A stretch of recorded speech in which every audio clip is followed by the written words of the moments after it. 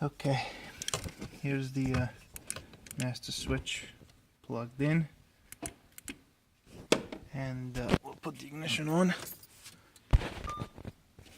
So, passenger front window, one touch up, it's working.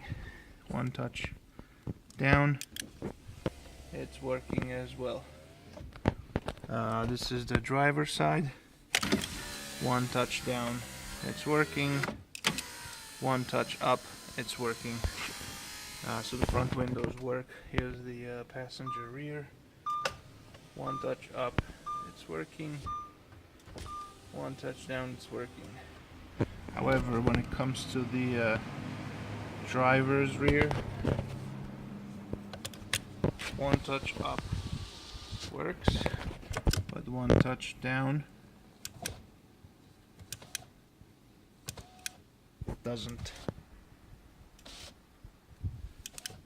So up works, but no down.